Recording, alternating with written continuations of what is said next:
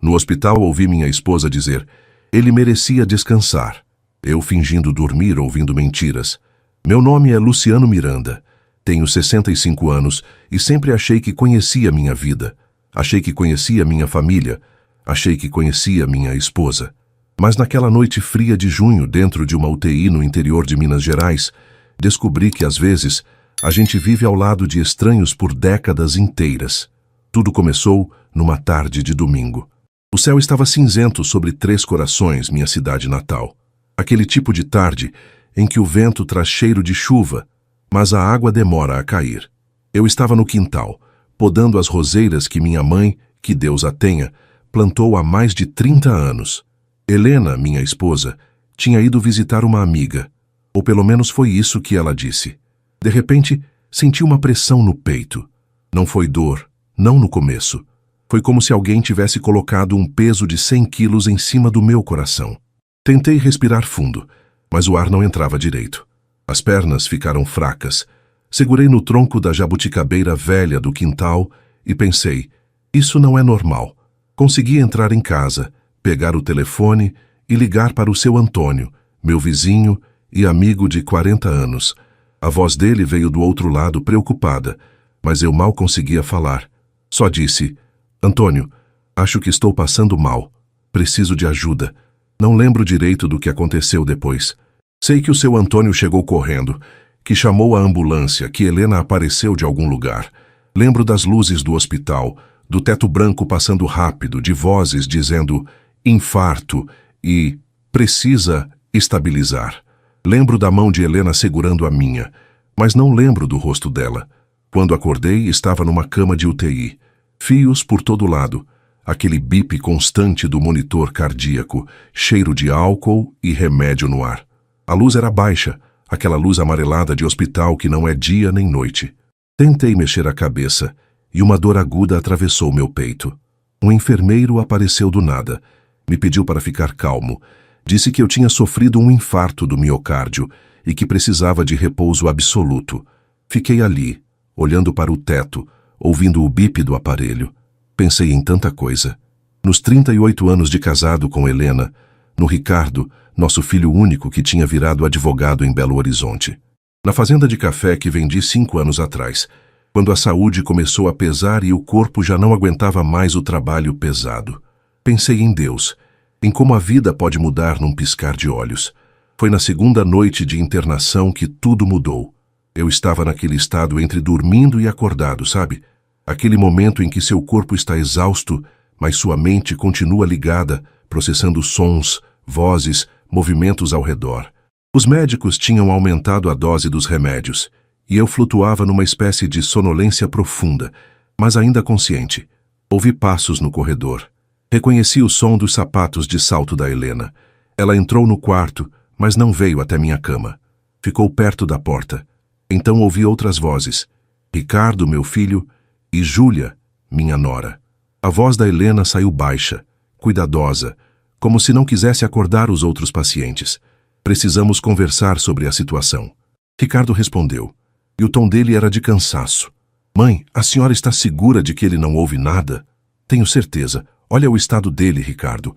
Os médicos disseram que ele está sedado, e mesmo que ouça, não vai lembrar de nada. Foi aí que meu coração, já machucado, deu um aperto diferente. A voz da Júlia entrou na conversa, fria, calculista como sempre. Então podemos falar abertamente. Helena, você precisa tomar decisões práticas agora. Não dá para esperar. Eu não mexi um músculo. Não abri os olhos. Fiquei completamente imóvel, fingindo estar profundamente sedado, enquanto meu coração batia descompassado no monitor. Helena suspirou fundo. Eu sei, Júlia. Eu sei. É difícil pensar assim. Difícil? A voz de Ricardo saiu com impaciência. Mãe, a gente precisa ser realista. O senhor tem 65 anos, acabou de ter um infarto grave. Os médicos não garantem nada. A senhora precisa pensar no futuro. No seu futuro. Minha esposa, a mulher com quem dividi quase 4 décadas de vida, ficou em silêncio por alguns segundos. Depois, com uma voz que eu nunca tinha ouvido antes, ela disse: ele merecia descansar. Já sofreu demais. Trabalhou a vida inteira. Talvez seja a hora dele partir em paz. As palavras caíram como pedras de gelo no meu peito. Júlia completou, pragmática. E a senhora merece viver também, Helena. A casa está no nome dos dois. A poupança está lá, parada. O terreno da antiga fazenda ainda vale alguma coisa. A senhora não pode ficar presa a isso. Presa a isso. Ela estava falando de mim. Eu era isso. Ricardo falou mais baixo, mas ainda dava para ouvir. Mãe, se ele não melhorar nos próximos dias, a senhora vai precisar tomar decisões. E eu estou aqui para ajudar. Como advogado, posso orientar tudo certinho. Procuração, documentos, transferências, tudo dentro da lei. Helena respirou fundo. Não sei se consigo, Ricardo. Claro que consegue, mãe. A voz de Júlia era quase maternal, manipuladora. A gente só está pensando na senhora. E no futuro. Se ele acordar, ótimo. Mas se não acordar, bem, a vida continua. Fiquei ali, imóvel, com o coração despedaçado de uma forma que nenhum infarto poderia causar. Eles continuaram conversando por mais alguns minutos. Falaram sobre contas, sobre a casa, sobre resolver tudo rápido se a situação piorar. Não falaram de mim com carinho. Não falaram com saudade. Falaram como se eu fosse um problema a ser resolvido. Quando eles saíram, fiquei sozinho no escuro do quarto, com apenas o bip do monitor me lembrando que ainda estava vivo. Lágrimas desceram pelo canto dos meus olhos fechados. Naquele momento, percebi que o infarto não tinha sido o pior que aconteceu comigo naquela semana. A pior dor estava começando agora. E por mais que meu corpo estivesse fraco, minha mente nunca esteve tão acordada.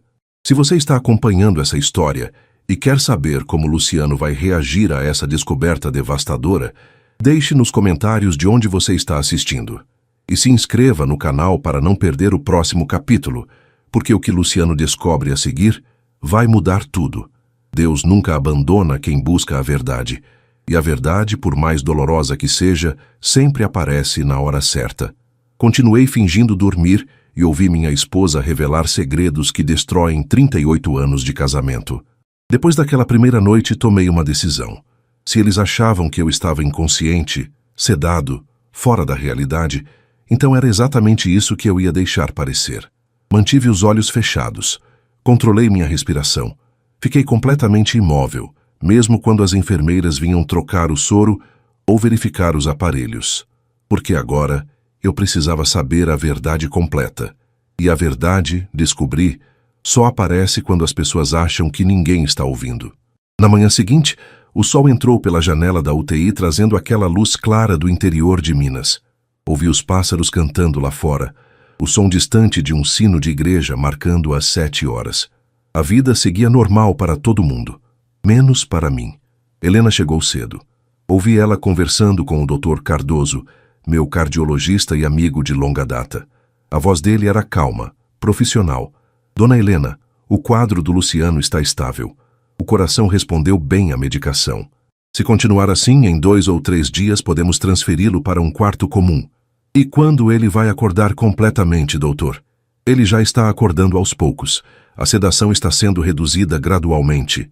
É normal que ele fique nesse estado sonolento. Mas logo ele vai estar mais consciente e vamos poder conversar com ele. Entendo. Helena fez uma pausa. Doutor, o senhor acha que ele vai se recuperar completamente? O doutor Cardoso demorou a responder. Olha, Helena, não vou mentir. Foi um infarto sério. Luciano vai precisar de cuidados, mudança de hábitos, acompanhamento constante. Mas ele é forte. Tem tudo para ter uma boa recuperação. Obrigada, doutor. Quando o médico saiu, Helena ficou ali, do lado da minha cama. Senti a mão dela tocar a minha, mas o toque era frio, mecânico. Não tinha o calor que eu conhecia. Não tinha amor. Tinha obrigação. Ela suspirou fundo e sussurrou, pensando que eu não ouvia. Desculpa, Luciano, mas não dá mais. Meu coração apertou. Não dá mais o quê, Helena? Não dá mais fingir. Não dá mais continuar casada comigo? Ela soltou minha mão e saiu do quarto. Durante o dia, várias pessoas passaram. Enfermeiras, médicos, um padre que veio fazer oração pelos pacientes da UTI. Ouvi o seu Antônio conversando com uma enfermeira no corredor, perguntando sobre mim, dizendo que ia rezar. A voz dele estava carregada de preocupação verdadeira. Ele sim se importava. Foi no final da tarde que Ricardo voltou. Dessa vez, sozinho com Helena. Eles se sentaram nas cadeiras plásticas do corredor, bem perto da porta do meu quarto. Dava para ouvir cada palavra. Mãe, a gente precisa ser prático. A voz de Ricardo era baixa, mas firme. Eu tenho dívidas grandes. O escritório não está indo bem. Júlia está me pressionando. E a senhora sabe que o pai sempre disse que tudo que ele construiu era para a família. Ricardo, eu não posso simplesmente... Pode sim. Ele fez uma pausa. Mãe, a procuração que a senhora tem, aquela que o pai assinou há 2 anos quando vendeu a fazenda, ainda é válida. A senhora pode movimentar as contas dele. Pode tomar decisões. Meu sangue gelou. Eu tinha mesmo assinado uma procuração para Helena quando vendemos a fazenda. Foi para facilitar a papelada, os trâmites bancários. Nunca imaginei que ela pudesse usar aquilo contra mim. Ricardo, isso é errado. Errado é a gente passar necessidade enquanto tem dinheiro parado no banco. A voz dele ficou mais dura. A senhora acha que ele ia querer ver o próprio filho afundado em dívidas? Acha que ele ia querer que a senhora passasse por dificuldades se algo acontecer com ele? Helena começou a chorar baixinho. Eu não sei o que fazer, filho. Eu não sei, eu sei. Ricardo respirou fundo. Eu já conversei com o gerente do banco. Podemos fazer uma transferência. Nada ilegal. A procuração permite. A senhora move o dinheiro para uma conta conjunta nossa, provisoriamente. Se ele melhorar, a gente devolve. Se ele não melhorar, bem, de qualquer forma o dinheiro fica na família. Eu não acreditava no que estava ouvindo. Meu próprio filho, o menino que criei, que paguei faculdade particular, que ajudei a montar o escritório de advocacia, estava planejando roubar meu dinheiro enquanto eu estava numa cama de hospital. E tem outra coisa, mãe. O que, Ricardo? A voz dele ficou ainda mais baixa. A senhora precisa se livrar daquela situação. Do Osvaldo. O silêncio que veio depois foi pesado, denso como uma tempestade prestes a cair. Osvaldo. Quem era Osvaldo? Ricardo. Não fala dele agora. Tenho que falar, mãe. A voz de Ricardo era dura, acusatória. A senhora acha que eu não sei? Acha que Júlia não desconfiou? Osvaldo ligando na nossa casa, a senhora saindo para visitar amigas 2, 3 vezes por semana? Mãe, eu não sou criança. Meu mundo desabou ali, naquele corredor de hospital. Helena estava me traindo. Não era uma suspeita. Não era imaginação. Era real. E meu próprio filho sabia. Eu não sei o que dizer, Ricardo. A voz dela estava trêmula. Diga que vai terminar com ele. Diga que quando o pai sair daqui, as coisas voltam ao normal. Ou... A voz dele ficou fria. Ou assuma de uma vez e peça a separação. Mas não fica nessa situação, porque vai complicar tudo. Principalmente a questão da herança. Herança. Eles estavam falando da minha herança como se eu já estivesse morto. Helena soluçou. Eu não queria que fosse assim. Eu não planejei isso. Só aconteceu. O Osvaldo me fez sentir viva de novo. Me fez sentir desejada. Cada palavra era uma facada. 38 anos de casamento. 38 anos dividindo a mesma cama, a mesma mesa, a mesma vida. E ela estava me traindo. E se sentindo viva com outro homem. Ricardo suspirou. Olha, mãe, eu não julgo. Casamento é complicado. Mas agora não é hora de sentimentalismo. É hora de decisões práticas. O pai pode não se recuperar bem. Pode ficar dependente. A senhora quer cuidar dele pelos próximos anos ou quer viver sua vida? Não acredito que você está falando isso do seu pai. Estou sendo realista, mãe. E a senhora sabe que eu estou certo. Eles ficaram em silêncio por um tempo. Depois, Ricardo levantou. Pensa no que eu falei. Amanhã vou ao banco com a senhora. Só para ver as possibilidades. Nada definitivo. Só se preparar. Tá bom, Ricardo. Os passos dele se afastaram pelo corredor. Helena ficou mais um tempo ali, chorando baixinho. Depois levantou e entrou no meu quarto. Veio até a minha cama, segurou minha mão de novo. Desculpa, Luciano. A voz dela era um sussurro quebrado. Desculpa por tudo. Mas eu não consigo mais. Não consigo mais viver presa. Não consigo mais fingir que sou feliz. Ela soltou minha mão, pegou a bolsa e saiu. Fiquei sozinho no quarto escuro, com o som do monitor cardíaco ecoando no silêncio. As lágrimas desceram pelo meu rosto, molharam o travesseiro. Tudo que construí, tudo que acreditei. Tudo era mentira. Mas ali, naquele momento de dor profunda, uma coisa começou a nascer dentro de mim. Não era desespero. Não era desistência. Era uma força que eu não sabia que tinha. Era a certeza de que eu não ia deixar me destruírem assim. Eles achavam que eu estava acabado. Achavam que podiam fazer o que quisessem. Mas eu estava ouvindo, estava sabendo e estava guardando cada palavra.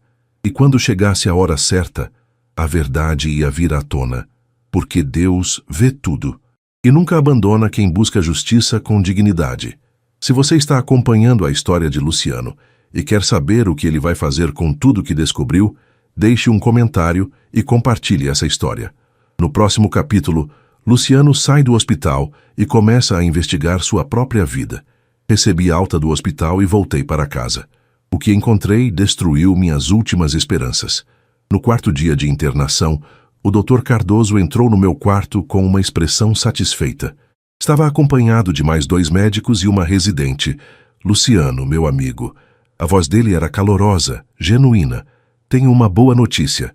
Seus exames melhoraram muito. O coração está respondendo bem. Ainda vai precisar de cuidados, remédios, acompanhamento, mas o pior passou. Vou te dar alta hoje. Abri os olhos devagar, como se estivesse saindo de um sono profundo. Fingi confusão, fraqueza. Deixei minha voz sair rouca, fraca. Alta? Já sim. Você é forte, Luciano.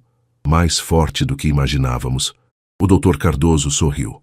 Mas em casa você precisa de repouso absoluto, viu? Nada de esforço, nada de preocupação. Sua esposa vai cuidar de você.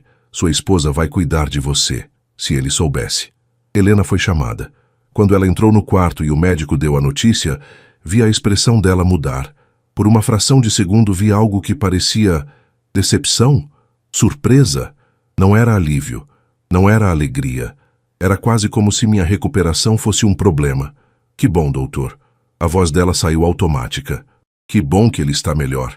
O Dr. Cardoso passou as instruções. Remédios de hora em hora, repouso, alimentação leve, nada de emoções fortes, consulta de retorno em 1 semana. Helena anotou tudo, mas eu percebia que ela estava tensa, nervosa. Quando o médico saiu, ela se aproximou da cama. Luciano, você me ouviu? Você entendeu o que o doutor disse? Fingi confusão. Eu acho que sim. Vou para casa. Vai. Hoje mesmo. Ela forçou um sorriso. Vou cuidar de você. Pode ficar tranquilo. Tranquilo. Como eu podia ficar tranquilo? No final da tarde, já estava vestido com a roupa que Helena trouxe. Uma enfermeira me levou numa cadeira de rodas até a porta do hospital. O sol estava baixo, dourado, pintando o céu de laranja sobre as montanhas de 3 Corações. O ar fresco da tarde entrou nos meus pulmões. Por um segundo, esqueci de tudo e agradeci a Deus por estar vivo. O carro de Helena estava parado na frente. Ela me ajudou a entrar com aquele cuidado exagerado que parecia mais obrigação do que amor. Durante o caminho para casa, ela falou pouco. Perguntou se eu estava bem, se queria parar em algum lugar. Respondi que só queria deitar na minha cama. Mas por dentro minha mente estava alerta, observando, planejando. Quando chegamos em casa, o portão verde precisava de pintura nova. O jardim estava meio abandonado. Helena estacionou e me ajudou a sair devagar do carro. Entrar naquela casa foi estranho. Era minha casa, minha de verdade. Eu que comprei o terreno há 40 anos. Eu que construí tijolo por tijolo com o dinheiro do café. Eu que plantei cada árvore do quintal. Mas agora parecia um lugar estrangeiro. Um lugar onde eu não era mais bem-vindo.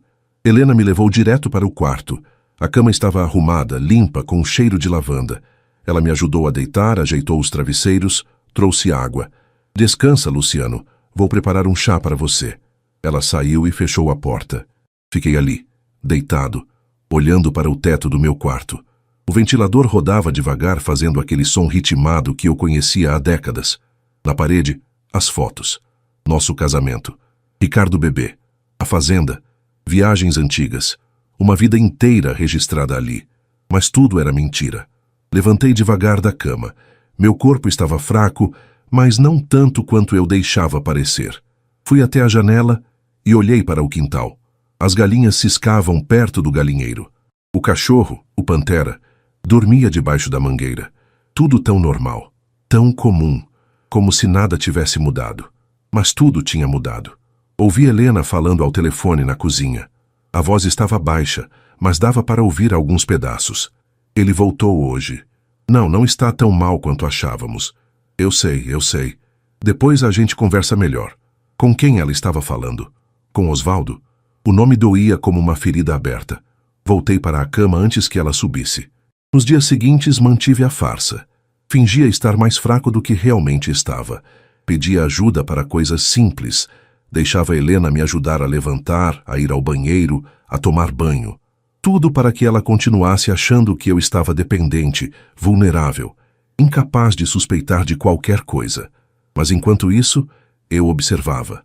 Observei que Helena saía todas as terças e quintas à tarde, sempre com a desculpa de ir ao mercado ou visitar alguma amiga. Observei que ela vivia com o celular na mão, digitando mensagens rápidas e apagando conversas. Observei que ela evitava meu olhar, que dormia virada para o outro lado, que falava pouco comigo. Observei que Ricardo ligava todos os dias, sempre perguntando sobre dinheiro, sobre documentos, sobre contas, e observei que ninguém, absolutamente ninguém naquela casa, parecia feliz com minha recuperação. Numa manhã de sábado, Helena disse que ia ao mercado. Colocou uma blusa bonita, se perfumou, pegou a bolsa. Disse que voltava em 2 horas. Esperei ela sair. Esperei o barulho do carro se afastar. Então, levantei da cama. Meu corpo estava mais forte agora. Os remédios estavam fazendo efeito. Eu ainda sentia cansaço, mas não era nada que me impedisse de andar pela própria casa. Fui até o escritório, aquele pequeno cômodo onde eu sempre cuidava da papelada da fazenda, das contas, dos documentos. Estava tudo do mesmo jeito que deixei antes do infarto. Ou quase tudo. Abri a gaveta da escrivaninha. Alguns papéis estavam fora do lugar. Procurei os extratos bancários. Estavam lá. Peguei o mais recente. Meu coração acelerou quando vi os números. 3 transferências, nos últimos 5 dias. Valores altos. Saindo da minha conta poupança para uma conta que eu não conhecia. Helena tinha usado a procuração. Ela tinha mexido no meu dinheiro, sem me perguntar, sem me avisar.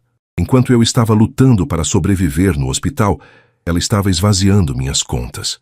Sentei na cadeira, segurando o papel com as mãos tremendo. Não era ira, era decepção, era dor, era a certeza de que tudo o que vivi foi uma ilusão. Guardei o extrato de volta. Deixei tudo como estava. Voltei para o quarto, deitei na cama, fingi estar dormindo.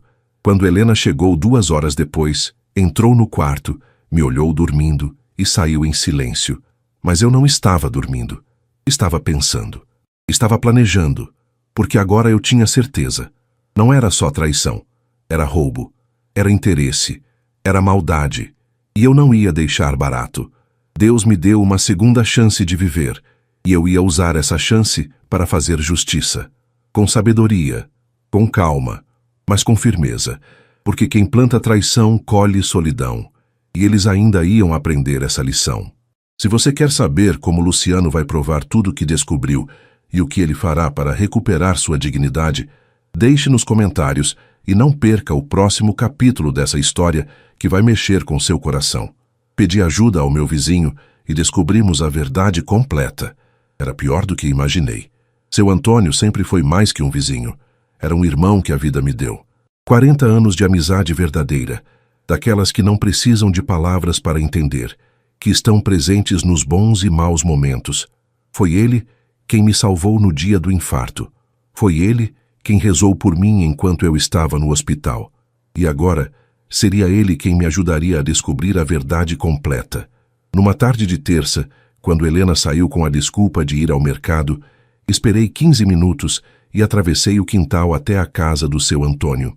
Meu corpo ainda estava fraco, mas a necessidade de agir era mais forte que qualquer dor física. Bati na porta dos fundos, a que dava para a cozinha dele. Seu Antônio abriu, e quando me viu ali, em pé, seus olhos se arregalaram. Luciano, o que você está fazendo de pé? Você devia estar de repouso. Antônio, preciso conversar com você. É urgente. Ele me puxou para dentro, me fez sentar na mesa da cozinha, serviu um copo de água. O que aconteceu? Você está pálido. Respirei fundo. Era hora de confiar em alguém. Era hora de dividir esse peso. Antônio, eu preciso da sua ajuda. E antes de te contar tudo, preciso que você me prometa que isso fica só entre nós. Ele me olhou sério, preocupado. Luciano, você me conhece há 40 anos. Pode falar. E então contei tudo.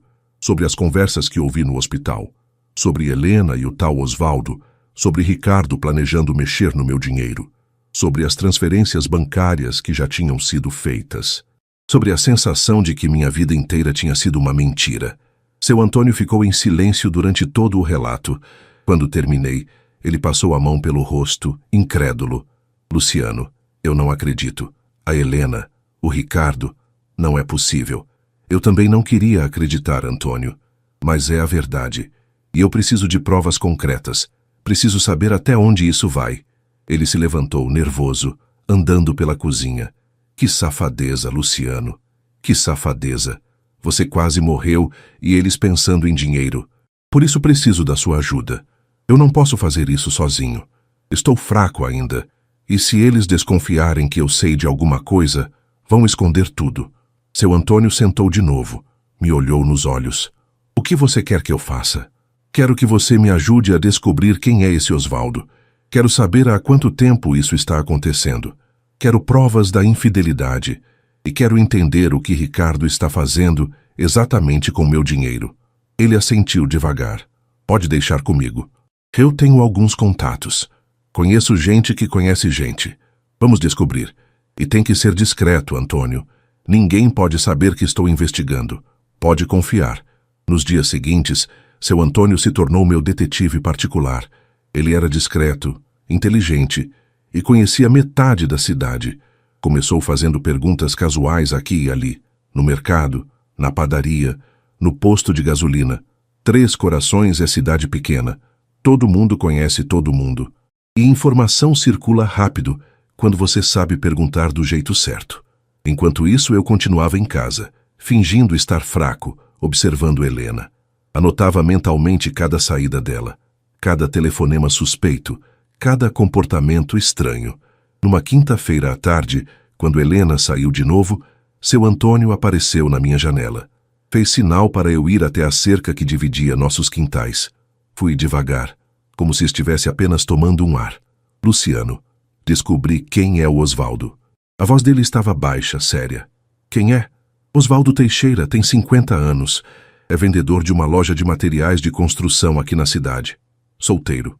Mora sozinho num apartamento perto da rodoviária. Senti o estômago revirar. Então era real. Tinha nome, tinha rosto, tinha endereço. E tem mais. Seu Antônio olhou em volta antes de continuar. Conversei com o Zé Carlos, aquele que trabalha na loja de autopeças na esquina da rodoviária. Ele disse que vê sua esposa visitando o prédio do Osvaldo toda terça e quinta, por volta das 3 da tarde. Fica lá umas 2 horas e sai. 2 horas. Toda terça e quinta. As peças se encaixavam. Os dias que Helena dizia que ia ao mercado. Os dias que ela se perfumava. Os dias que ela saía feliz e voltava diferente. Tem quanto tempo isso? Minha voz saiu rouca. O Zé Carlos disse que já vê ela por lá há uns 6 meses. Talvez mais. 6 meses. Metade de um ano. Enquanto eu trabalhava no quintal, cuidava da casa, planejava nossa velhice juntos. Ela estava com outro homem. E sobre o Ricardo? Conseguiu descobrir algo? Seu Antônio fez uma expressão sombria. Isso aí é mais complicado, Luciano. Mas descobri algumas coisas. O escritório dele em Belo Horizonte não está indo bem. Tem processos parados, clientes insatisfeitos. E ele deve dinheiro. Muito dinheiro. Para quem? Banco. Agiotas também, pelo que me disseram. Aquela nora dele, a Júlia, gosta de viver bem. Carro importado, restaurante caro, viagens. E quem paga tudo é o Ricardo. Só que o dinheiro dele não dá mais. Então eles querem o meu.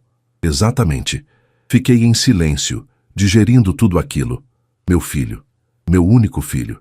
Não estava preocupado comigo, estava preocupado com dívidas, com manter as aparências, com salvar a própria pele. Antônio, eu preciso de provas documentadas. Preciso de algo que prove tudo isso. Ele pensou por um momento. Vou tentar conseguir. Conheço um rapaz que trabalha no cartório, outro que é contador. Se o Ricardo movimentou seu dinheiro, tem rastro. Vou atrás. Obrigado, Antônio. De coração. Não sei o que seria de mim sem você. Ele colocou a mão no meu ombro. Luciano, você é meu irmão. E irmão não abandona irmão. Vamos até o fim nisso. Vamos provar tudo, e você vai recuperar sua dignidade. Voltei para dentro de casa antes que Helena chegasse. Naquela noite, deitado na cama ao lado dela, olhei para o teto escuro e pensei em tudo que seu Antônio tinha descoberto. Osvaldo Teixeira. 6 meses de traição. Ricardo endividado. Júlia manipuladora.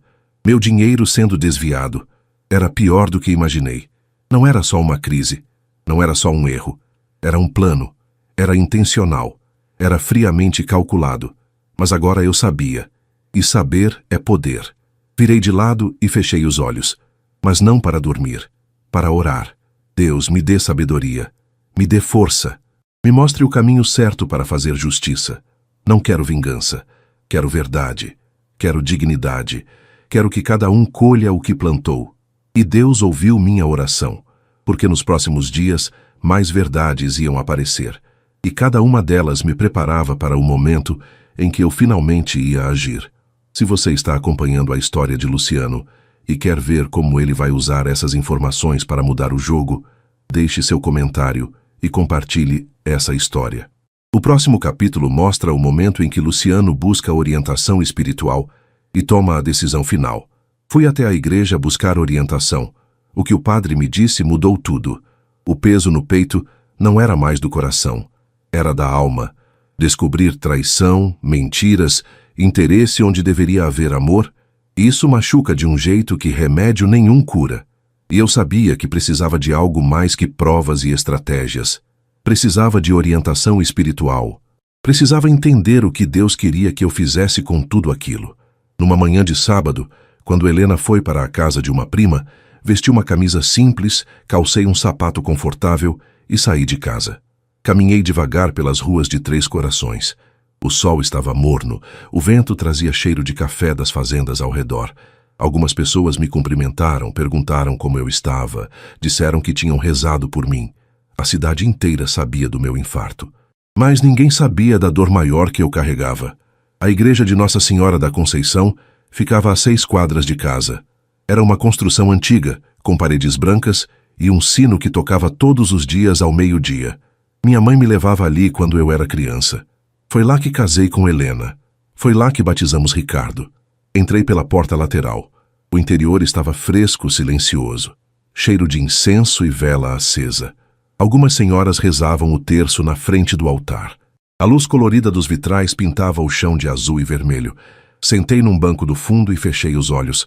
Orei em silêncio. Pedi força. Pedi sabedoria. Pedi que Deus me mostrasse o caminho. Luciano? Abri os olhos. O padre Augusto estava ali, com sua batina preta e o sorriso gentil de sempre. Era um homem de 50 e poucos anos, cabelos grisalhos, olhos calmos que pareciam enxergar além das palavras. Padre, levantei devagar. Que bom te ver aqui, meu filho. Ouvi que você teve um problema de saúde. Como está? Estou melhorando, padre, pelo menos fisicamente. Ele percebeu algo no meu tom. Quer conversar? Quero sim, padre. Preciso muito. Ele fez um gesto para que eu o seguisse. Fomos até a sacristia, um pequeno cômodo nos fundos da igreja, com uma mesa de madeira, algumas cadeiras, e uma imagem de São Francisco na parede. Sentamos. O padre Augusto serviu água de uma jarra e esperou. Respirei fundo e contei tudo. Não escondi nada. Falei sobre as conversas que ouvi no hospital, sobre Helena e Osvaldo, sobre Ricardo e as dívidas, sobre o dinheiro sendo desviado, sobre a sensação de que minha vida inteira tinha sido construída sobre mentiras. Enquanto eu falava, o padre Augusto ouvia em silêncio com aquela atenção profunda que só quem realmente se importa consegue ter. Quando terminei, fiquei olhando para minhas mãos, envergonhado, como se o erro fosse meu. Luciano, olhe para mim. Levantei os olhos. Você não tem culpa de nada do que aconteceu. Entenda isso primeiro. A voz dele era firme, mas cheia de compaixão. A traição não é sua responsabilidade, é escolha de quem traiu. Mas, padre, eu fico pensando, será que falhei como marido? Como pai? Será que se eu tivesse sido diferente? Não. Ele me interrompeu. Não pense assim. Você trabalhou, você amou, você proveu, você foi fiel. Se eles escolheram o caminho da mentira, é porque algo dentro deles estava quebrado. Não em você. Suas palavras trouxeram um alívio que eu não esperava, como se alguém finalmente tivesse tirado um peso das minhas costas. Mas agora, padre, eu não sei o que fazer. Tenho as provas. Sei de tudo. Mas o que Deus quer que eu faça? Perdoar? Ignorar? Confrontar? Me vingar? O padre Augusto ficou em silêncio por um momento, pensando. Luciano, perdão e justiça não são opostos. Você pode perdoar no seu coração e ainda assim buscar o que é justo. Perdoar não significa aceitar o errado. Não significa deixar que continuem te usando. Então o senhor acha que devo confrontá-los? Acho que você deve agir com sabedoria, com verdade. Deus vê tudo, meu filho, e Ele não tolera injustiça, mas também não quer vingança do nosso coração. Quer que façamos o certo mesmo quando dói. E qual é o certo nesse caso? Ele se inclinou para a frente, me olhando nos olhos. Proteger o que é seu por direito. Expor a verdade com dignidade. Dar a cada um a chance de reconhecer o erro e mudar. Mas também estabelecer limites. Não precisa destruir ninguém, Luciano, mas precisa se respeitar. E se eles não reconhecerem? E se não mudarem?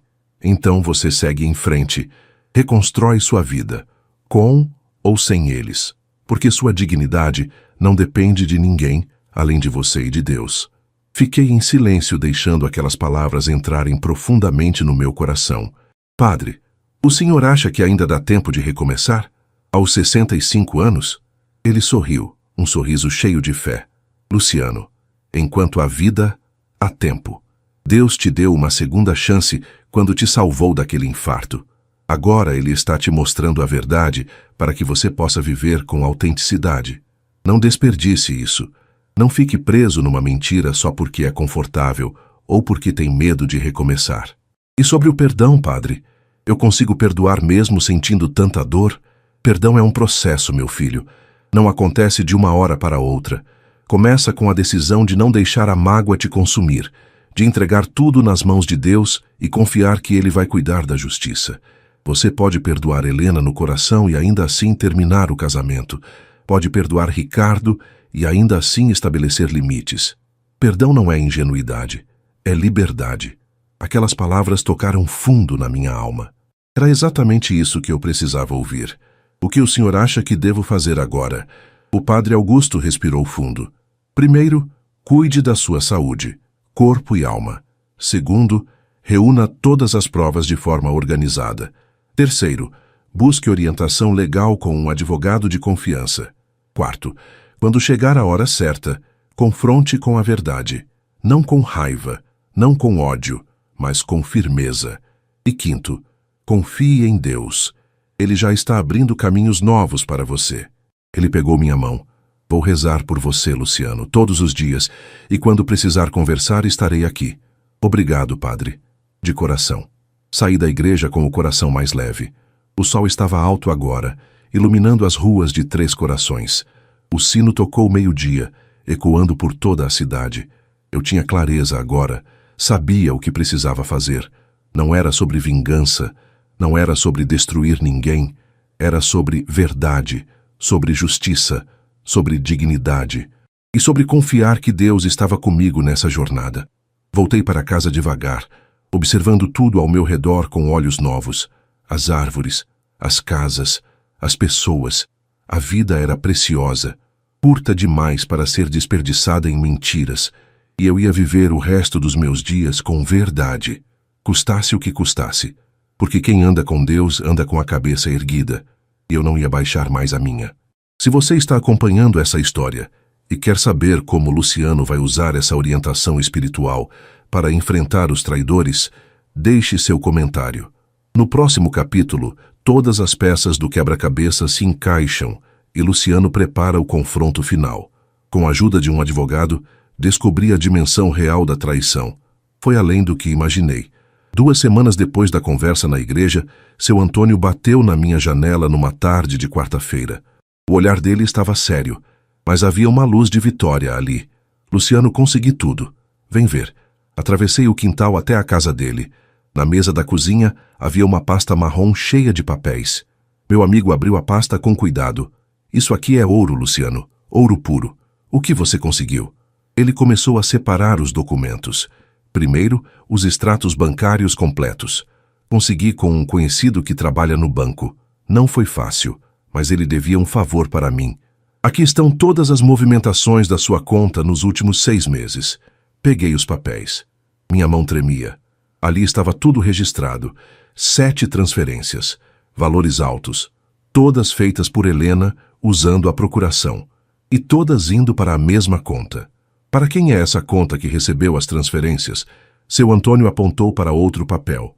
Essa é a parte interessante. A conta está no nome de Ricardo Miranda, seu filho. Senti um aperto no peito. Não era só Helena. Ricardo estava diretamente envolvido. Ele não estava apenas apoiando a mãe, ele estava recebendo meu dinheiro. E tem mais. Seu Antônio pegou outro documento. Aqui, fotocópias de mensagens de WhatsApp. Consegui com o filho do dono da Lan House.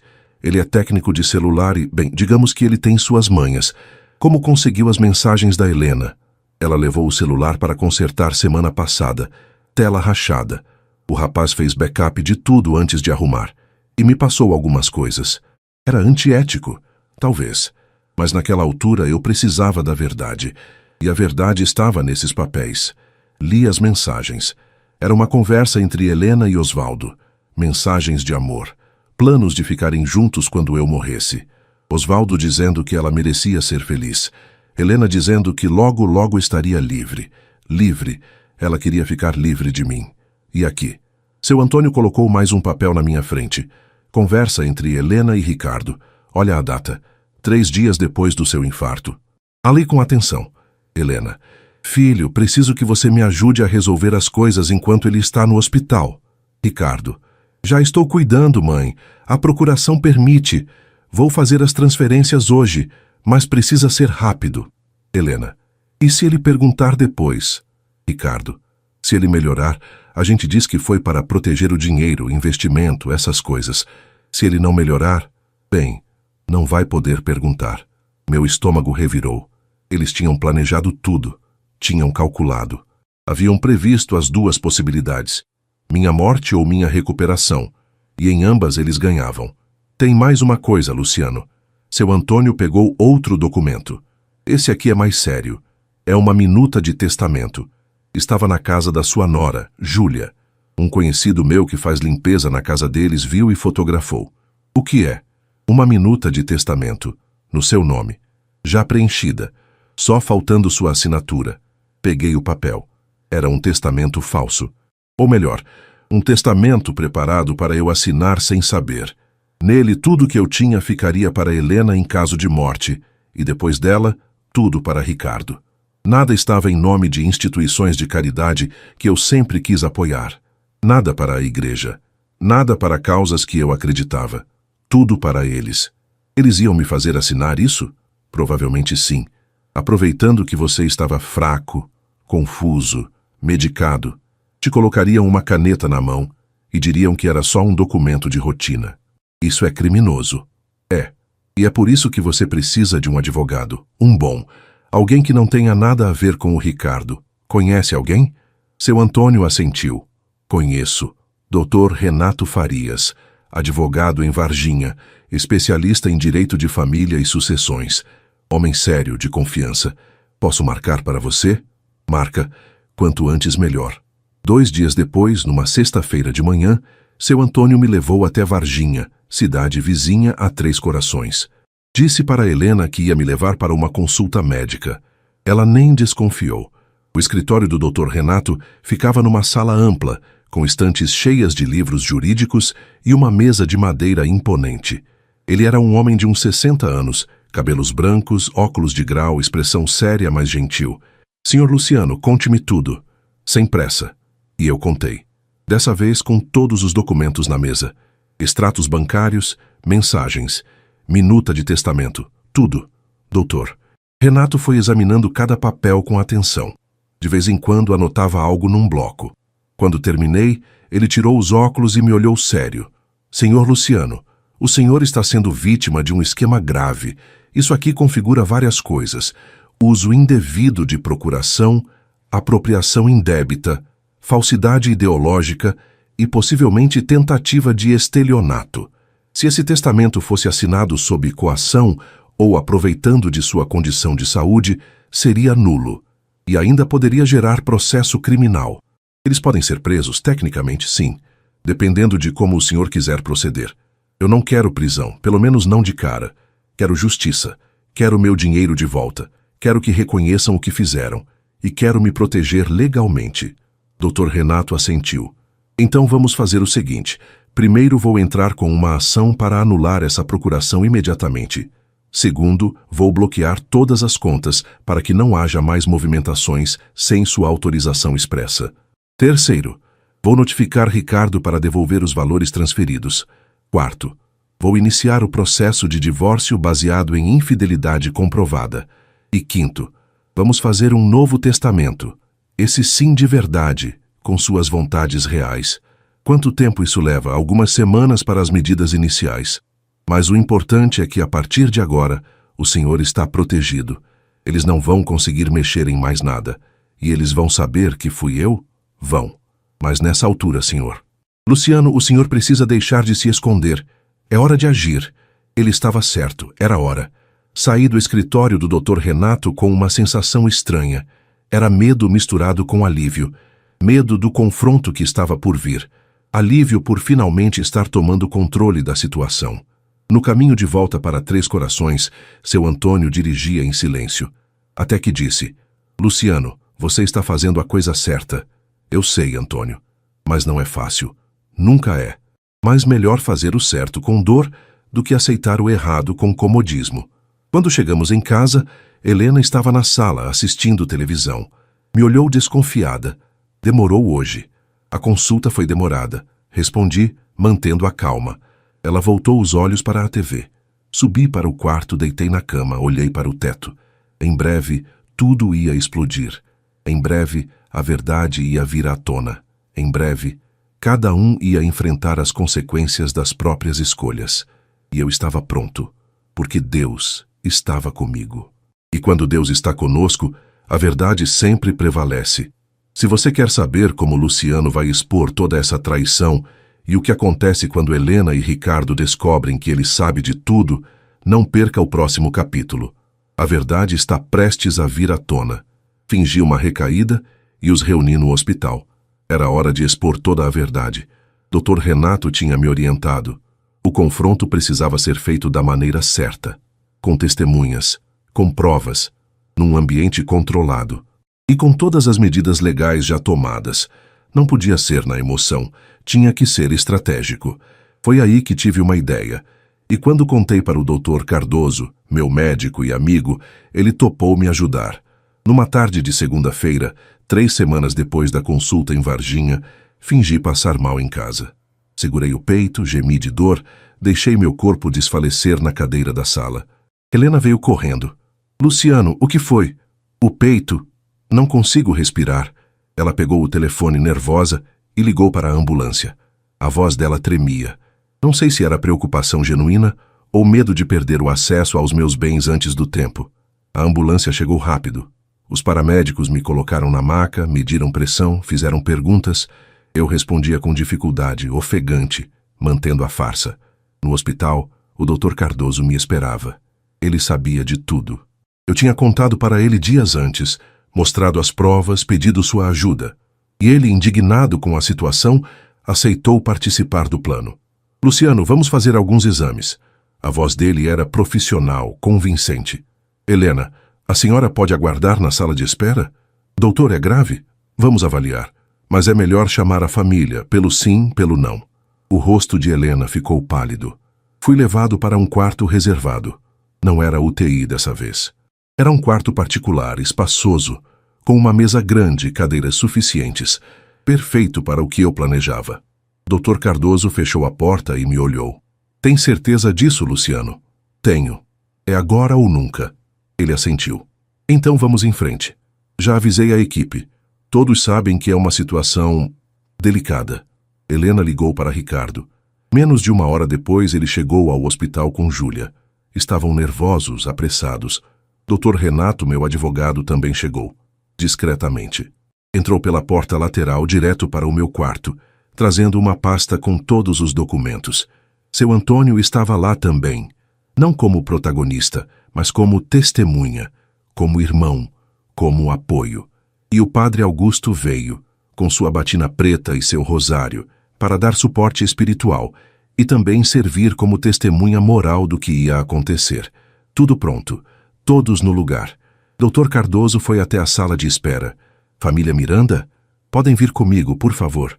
Helena, Ricardo e Júlia entraram no quarto. Esperavam me ver debilitado, conectado em aparelhos, talvez inconsciente, mas me viram sentado na cama, lúcido, com o olhar firme. A expressão de confusão deles foi instantânea. Luciano? Helena deu um passo à frente. O que está acontecendo? O doutor disse que você passou mal. Sentei melhor na cama, respirei fundo. Senta, Helena, vocês também, Ricardo, Júlia, precisamos conversar. Eles se entreolharam desconfiados, mas sentaram nas cadeiras ao redor da cama. Doutor. Cardoso ficou encostado na parede, de braços cruzados. Dr. Renato abriu a pasta. Seu Antônio e o padre Augusto ficaram perto da porta. Pai, o que é isso tudo? Ricardo olhou ao redor, percebendo que algo estava errado. Olhei nos olhos dele, nos olhos de Helena, nos olhos de Júlia. Isso é o momento da verdade. Silêncio. Nas últimas semanas, continuei, descobri muitas coisas. Coisas que vocês acharam que eu nunca ia saber. Coisas que vocês planejaram fazer enquanto eu lutava pela minha vida. Luciano, do que você está falando? Helena tentou parecer confusa, mas a voz tremeu. Estou falando de traição, Helena. Estou falando de roubo. Estou falando de um plano para me tirar tudo enquanto eu estava vulnerável. Peguei o primeiro documento da pasta que Dr. Renato me passou. Estou falando dessas transferências bancárias. 7 ao todo. Valores altos, feitas sem meu conhecimento, usando uma procuração que eu dei de boa fé. Transferências para a conta do nosso filho. Coloquei os extratos na mesa. Ricardo ficou vermelho. Pai, eu posso explicar. Pode? Então explica por que você recebeu meu dinheiro sem me perguntar. Explica por que você e sua mãe planejaram isso enquanto eu estava numa cama de hospital. Minha voz estava calma, mas firme. Sem gritos, sem desespero. Apenas verdade. Peguei outro documento. Estou falando dessas mensagens entre você e Helena. Planejando o que fazer se eu morresse. Planejando o que fazer se eu sobrevivesse. Como se eu fosse apenas um obstáculo. Coloquei as mensagens impressas na mesa. Helena começou a chorar. Luciano, você não entende. Entendo sim. Peguei mais papéis.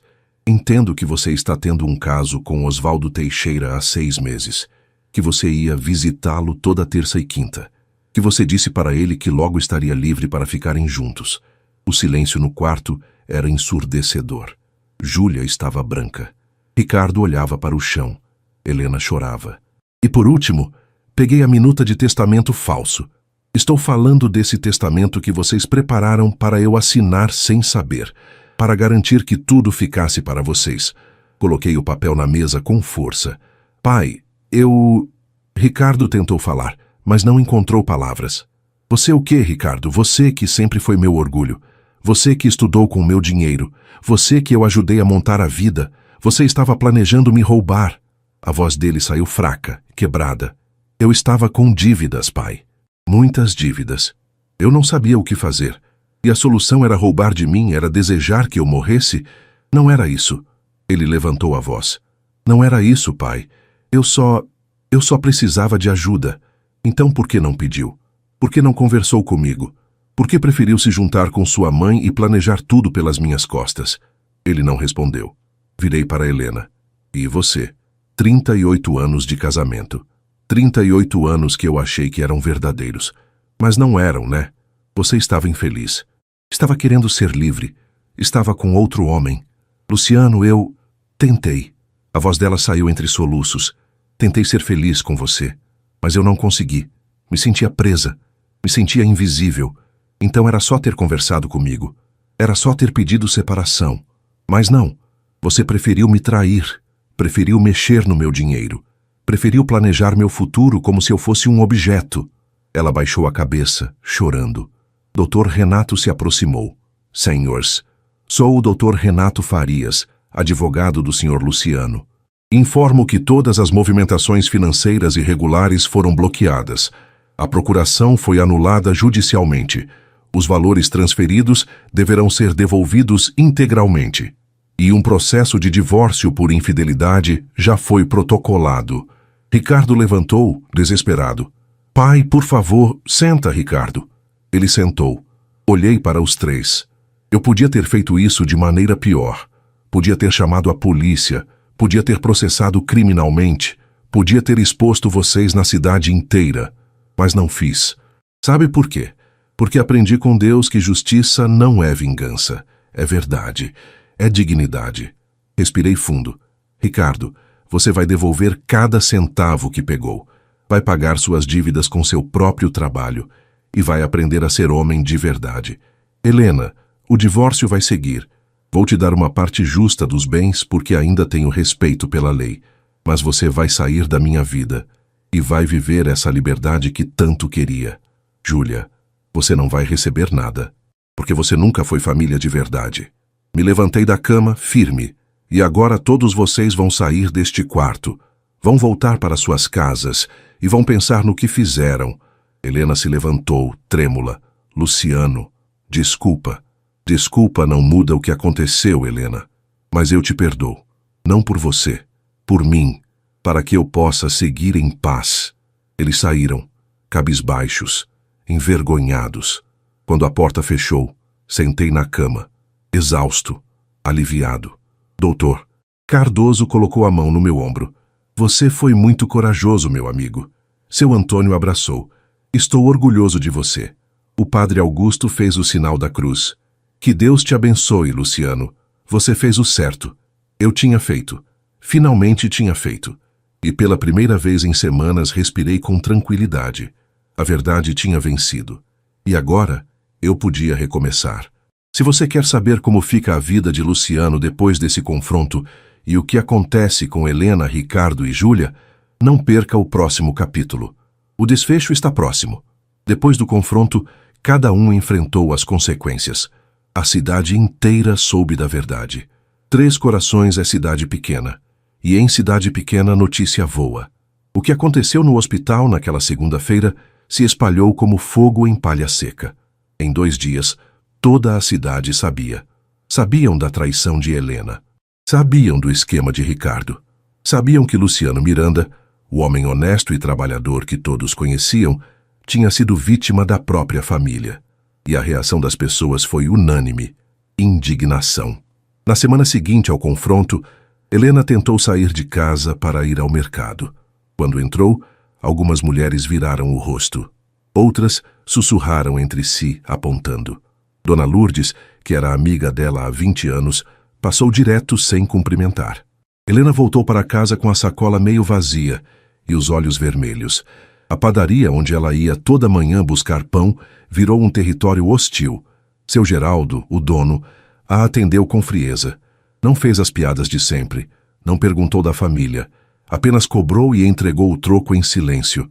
Na missa de domingo, quando ela entrou na igreja, sentiu os olhares, pesados, julgadores. Sentou sozinha num banco do fundo. O padre Augusto pregou sobre honestidade, sobre respeitar os votos sagrados do casamento, sobre as consequências de nossas escolhas.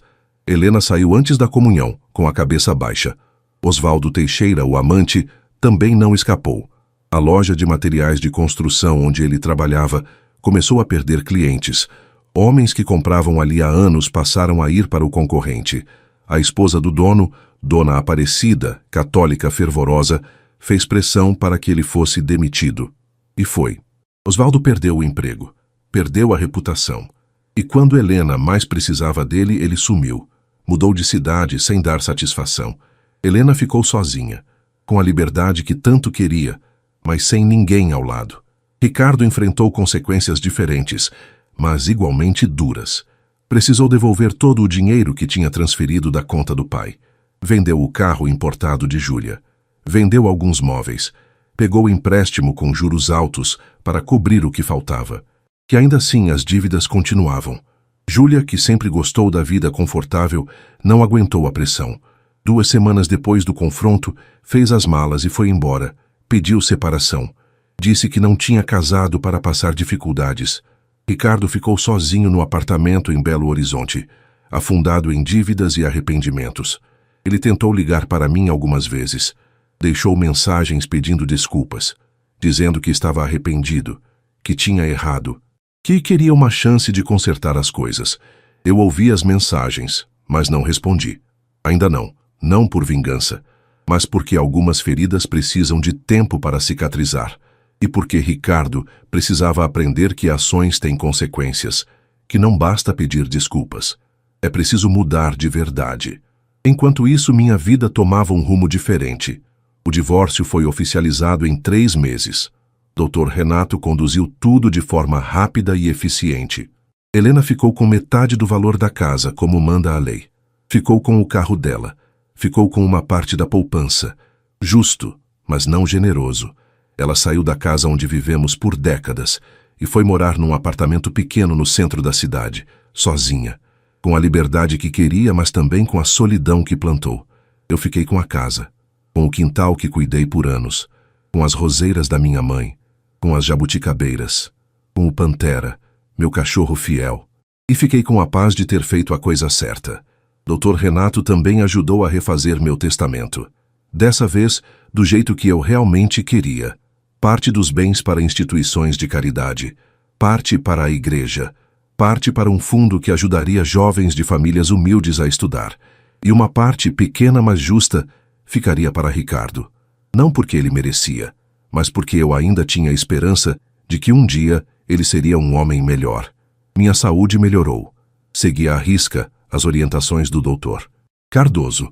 Remédios no horário, alimentação saudável, caminhadas leves pela manhã. Evitei estresse, e meu coração, que quase parou, voltou a bater forte. Seu Antônio continuou sendo meu irmão de todas as horas. Tomávamos café juntos toda manhã. Conversávamos sobre a vida, sobre Deus, sobre futebol, sobre as pequenas coisas que fazem a vida valer a pena. O padre Augusto vinha me visitar uma vez por semana. Conversávamos sobre perdão, sobre recomeço, sobre fé. Ele me ajudou a processar tudo o que aconteceu, a não carregar amargura, a confiar que Deus tinha um propósito em tudo aquilo. E tinha, porque foi justamente na igreja, numa missa de domingo, que conheci Dona Célia. Ela era viúva, tinha 62 anos, cabelos grisalhos presos num coque simples, sorriso gentil, olhos claros que brilhavam quando falava de Deus. Nos conhecemos no café comunitário depois da missa. Ela estava ajudando a servir bolo. Eu estava ajudando a arrumar as cadeiras. Trocamos algumas palavras. Ela perguntou como eu estava. Eu disse que estava bem, graças a Deus. E algo naquela conversa simples me tocou. Não era paixão, não era urgência. Era uma conexão tranquila, verdadeira. Como encontrar alguém que fala a mesma língua da sua alma? Começamos a conversar mais. Depois das missas, no grupo de oração, nos eventos da igreja. Célia tinha uma história parecida com a minha. Tinha sido casada por 40 anos. Amou de verdade. Mas o marido tinha falecido 3 anos atrás, vítima de câncer. Ela cuidou dele até o último dia, com amor, com dedicação. E agora, ela também estava recomeçando, aprendendo a viver sozinha, mas aberta para o que Deus colocasse no caminho. Levei meses para ter coragem de convidá-la para tomar um café fora da igreja. Quando finalmente convidei, ela sorriu e aceitou.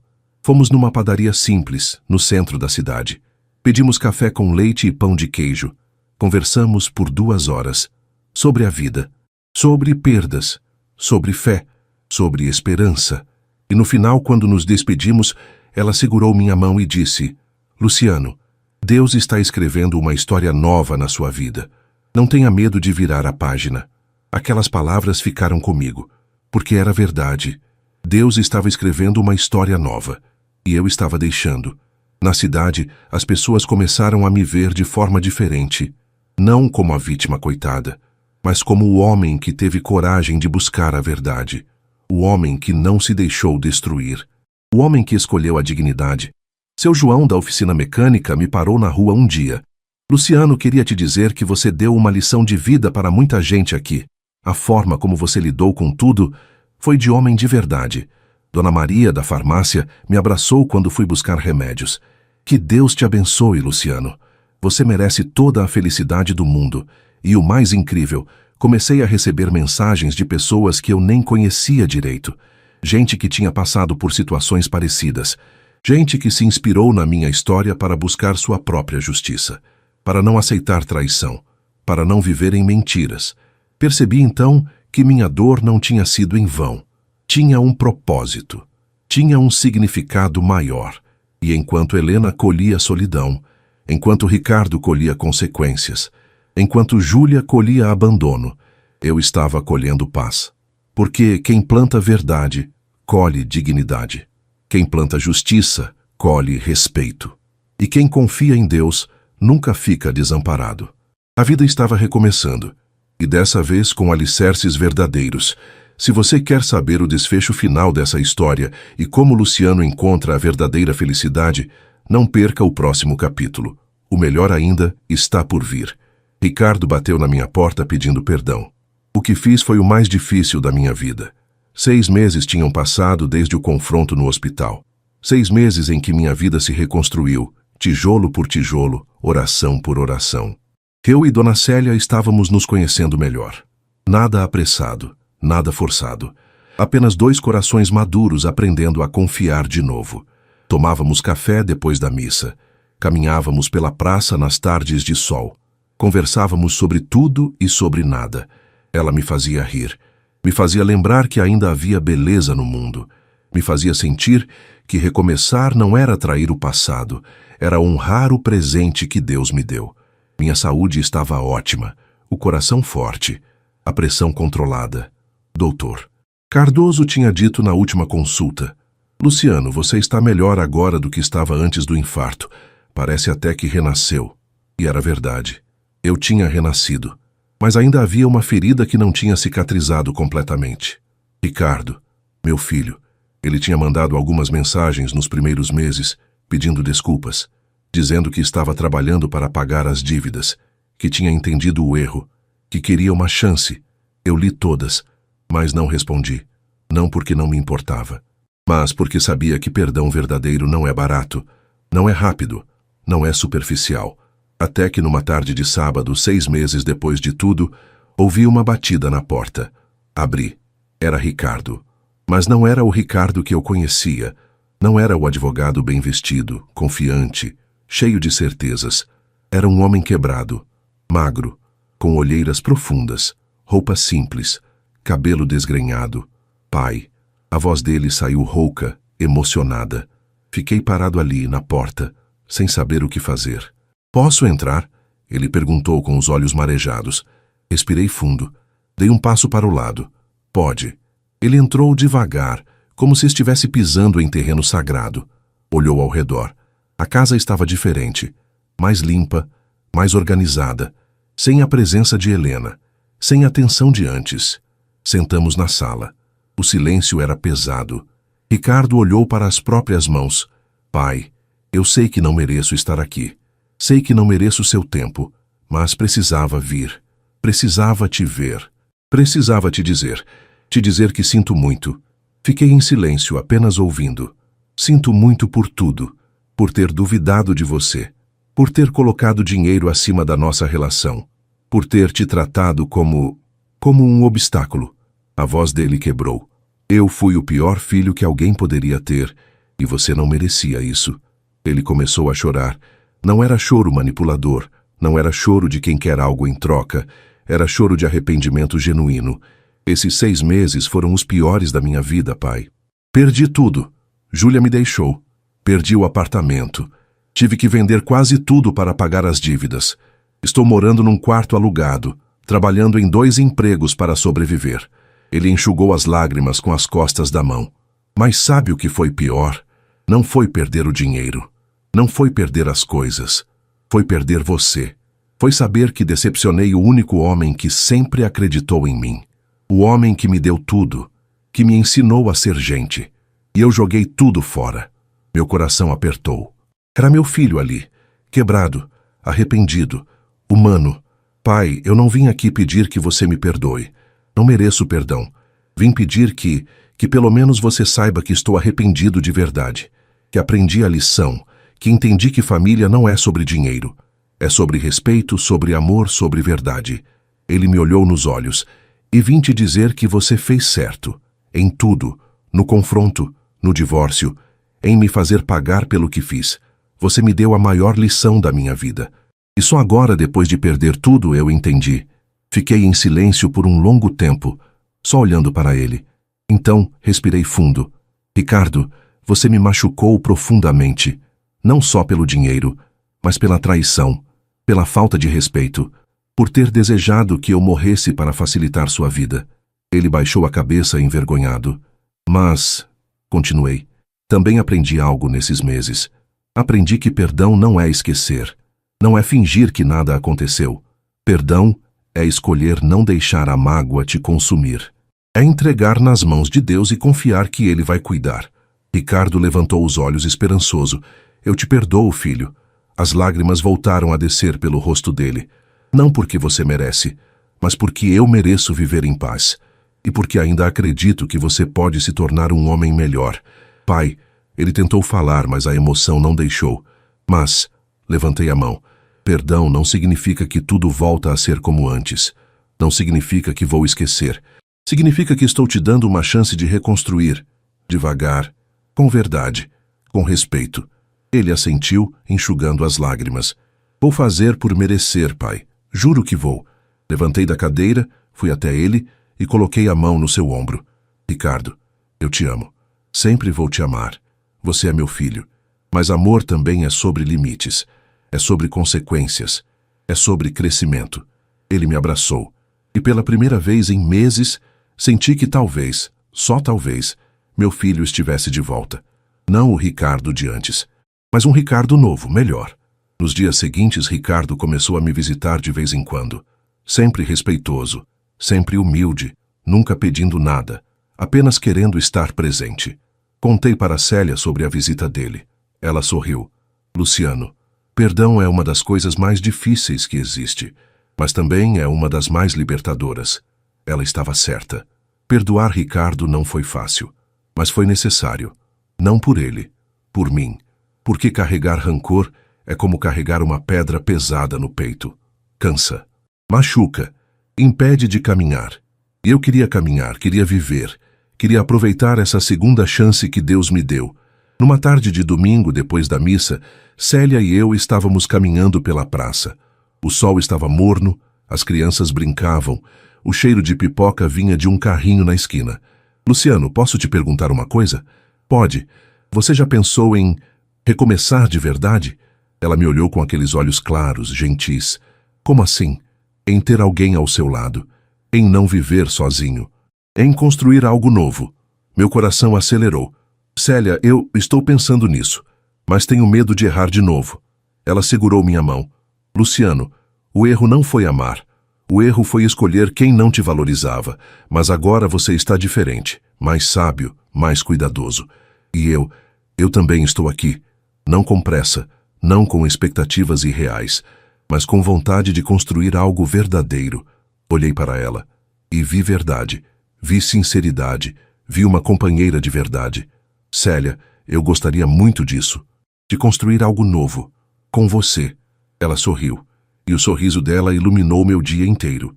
Ainda não era um novo casamento, ainda não era uma decisão definitiva, mas era o começo de algo bonito, real, verdadeiro. E enquanto eu reconstruía minha vida, enquanto aprendia a perdoar, enquanto me abria para o amor de novo, percebi algo.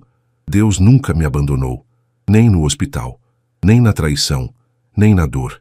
Ele esteve lá o tempo todo, preparando meu coração para esse recomeço. E agora, aos 65 anos, eu estava vivendo a melhor fase da minha vida. Se você quer saber o desfecho final dessa história e ver como Luciano encontra a paz completa, não perca o último capítulo. A conclusão vai tocar seu coração. Um ano depois, na varanda da minha casa, entendi que Deus nunca me abandonou. Hoje faz exatamente um ano desde aquele confronto no hospital. Um ano desde o dia em que expus todas as mentiras. Um ano desde que escolhi a verdade, mesmo quando doía. Estou sentado na varanda da minha casa. A mesma casa que construí tijolo por tijolo, mas que agora parece diferente, mais leve, mais verdadeira. Ao meu lado, Célia toma café e lê o Jornal da Manhã. O sol está nascendo sobre as montanhas de Três Corações, pintando o céu de laranja e rosa. O Pantera, meu cachorro, dorme aos meus pés. As galinhas ciscam no quintal. As roseiras da minha mãe estão floridas, perfumando o ar. Tudo tão simples, tão comum, mas ao mesmo tempo tão precioso. Olho para Célia e penso, isso é amor de verdade. Não é paixão louca, não é fogo que queima rápido. É companheirismo, é respeito. É construir junto todos os dias, com paciência e verdade. Casamos há 3 meses. Foi uma cerimônia simples, na igreja de Nossa Senhora da Conceição. O padre Augusto celebrou. Seu Antônio foi meu padrinho. Alguns amigos verdadeiros estavam lá. E Ricardo também estava. Sim, Ricardo, meu filho mudou. De verdade, não foi da noite para o dia. Foi um processo longo, doloroso, mas genuíno. Ele trabalhou duro para pagar todas as dívidas. Conseguiu se reerguer profissionalmente. Abriu um pequeno escritório aqui em Três Corações, atendendo gente simples, cobrando preços justos. Ele me visita toda semana, traz pão da padaria, ajuda a consertar o que está quebrado no quintal, conversa sobre a vida e, mais importante, aprendeu a ouvir. Não voltamos a ser o que éramos antes, porque o que éramos antes era construído sobre uma ilusão. Agora construímos algo novo, mais sólido, mais verdadeiro, baseado em respeito mútuo. E Helena? Helena também mudou, de um jeito diferente. Nos primeiros meses, ela lutou contra a solidão. Tentou voltar para o convívio social, mas a cidade não esquece fácil. Osvaldo tinha sumido, deixando-a sozinha. Ricardo mal falava com ela. Foi aí que ela bateu na porta da igreja. Procurou o padre Augusto. Começou a frequentar os grupos de oração. Começou a fazer trabalho voluntário. Nos encontramos algumas vezes, na rua, no mercado, na igreja. No começo era estranho, constrangedor, mas com o tempo conseguimos trocar algumas palavras cordiais. Não somos amigos, não voltamos a ter intimidade, mas também não somos inimigos. Ela me pediu perdão de novo, há 2 meses depois de uma missa, com lágrimas verdadeiras. Disse que tinha entendido o erro, que tinha perdido tudo o que importava por causa de ilusões, que estava aprendendo a viver com as consequências. E eu disse a mesma coisa que tinha dito para Ricardo. Eu te perdoo, não para que você fique livre de culpa, mas para que eu fique livre de rancor, porque aprendi que perdão não é sobre a outra pessoa, é sobre você, é sobre não deixar que o veneno da mágoa te consuma, é sobre entregar nas mãos de Deus e confiar que Ele sabe o que faz. Hoje, Helena vive numa vida simples. Trabalha numa loja de roupas no centro, mora sozinha, frequenta a igreja e está, aos poucos, reconstruindo sua dignidade. Não do jeito que ela imaginava, mas do jeito que Deus permitiu. Célia coloca a mão sobre a minha, me tirando dos pensamentos. No que você está pensando? Olho para ela e sorrio. Estava pensando em como a vida é surpreendente, como Deus transforma tudo. Ela sorri de volta. Ele sempre transforma, quando a gente deixa. E ela está certa. Há 1 ano, eu estava numa cama de hospital, com o coração destroçado, física e emocionalmente, achando que minha vida tinha acabado, que tudo que construí era mentira, que não valia a pena continuar. Mas Deus tinha outros planos. Ele me deu uma segunda chance, não só de vida física, mas de vida verdadeira. Me ensinou que nunca é tarde para recomeçar, que mesmo aos 65 anos, ainda é possível construir algo novo, bonito, verdadeiro. Me ensinou que dignidade não depende dos outros, depende de nós, das nossas escolhas, da nossa coragem de buscar a verdade, mesmo quando dói. Me ensinou que amor verdadeiro existe, mas precisa ser construído sobre alicerces sólidos, respeito, verdade, companheirismo. E me ensinou que perdão é o maior presente que podemos dar a nós mesmos. Hoje, minha saúde está ótima. O coração bate forte, a pressão está controlada. Como bem, durmo em paz. Caminho toda manhã, cuido do quintal, frequento a igreja, tomo café com seu Antônio, visito o padre Augusto, recebo Ricardo com alegria e tenho Célia ao meu lado. Não somos um casal de novela, não vivemos uma paixão adolescente. Vivemos algo melhor. Vivemos um amor maduro, consciente, verdadeiro, onde cada um respeita o espaço do outro, onde há cumplicidade, onde há paz. Ela me faz feliz, não porque completa minhas falhas, mas porque caminha ao meu lado, como companheira de jornada. O sino da igreja toca ao longe, marcando as 8 da manhã. Célia levanta. Vou preparar mais café. Quer? Quero, sim. Ela entra na casa e eu fico ali, olhando para o horizonte. Penso em tudo que passei. No infarto. Nas conversas que ouvi no hospital. Na traição de Helena, no esquema de Ricardo, na dor, na decepção, no desespero. E penso em tudo que veio depois. No seu Antônio me ajudando, no padre Augusto me orientando, no doutor Renato me defendendo, no confronto, na justiça, no perdão, no recomeço. E entendo que cada dor teve um propósito. Se eu não tivesse passado por aquilo, nunca teria descoberto quem eram as pessoas ao meu redor. Se eu não tivesse passado por aquilo, nunca teria me tornado o homem que sou hoje. Se eu não tivesse passado por aquilo, nunca teria encontrado Célia. Deus usou a pior coisa que me aconteceu para me dar a melhor. E isso não é milagre? Isso não é providência divina? Célia volta com o café. Senta ao meu lado. Ficamos ali, em silêncio, apenas apreciando o amanhecer. Luciano, ela diz suavemente, você já pensou em escrever sua história? Escrever? Para ajudar outras pessoas que estão passando por situações parecidas, para mostrar que é possível recomeçar, que é possível superar. Penso por um momento. Talvez um dia. Mas no fundo, sei que minha história já está sendo escrita, não num livro, mas na vida das pessoas que me conhecem, que viram minha jornada, que se inspiraram a buscar verdade, a não aceitar traição, a recomeçar com dignidade. E isso para mim já é suficiente. O sol está alto agora. O dia está começando. E junto com ele mais uma página da minha nova vida. Sei que ainda vou enfrentar desafios. Sei que a vida não é perfeita. Sei que vou ter dias difíceis. Mas também sei que não estou sozinho. Tenho Deus. Tenho amigos verdadeiros. Tenho um filho que está aprendendo a ser homem de verdade. Tenho Célia ao meu lado. E tenho paz no coração. E isso, meus amigos, é tudo que um homem precisa. Levanto da cadeira, olho para o céu azul e sussurro uma oração. Obrigado, Deus, por tudo, pelo sofrimento que me ensinou, pela dor que me fortaleceu, pela traição que me libertou e por essa nova vida que me deste. Amém. Célia me olha, sorri e diz, amém. E seguimos, juntos, com fé, com esperança, com dignidade, porque quem anda com Deus nunca anda sozinho. Porque quem planta a verdade colhe paz, porque nunca é tarde para recomeçar, e porque no final, o amor verdadeiro sempre vence. Femasti Buknerser Tiamosse. Mensagem final. Se você chegou até aqui, quero agradecer por ter acompanhado a história de Luciano Miranda. Uma história de dor, mas também de superação, de traição, mas também de perdão, de desespero, mas também de esperança. Se você está passando por algo parecido, saiba, você não está sozinho.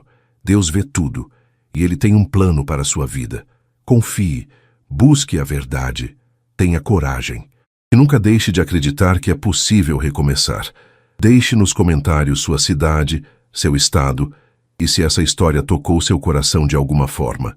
E se inscreva no canal para mais histórias que vão te inspirar, te fortalecer e te lembrar de que, com Deus, tudo é possível.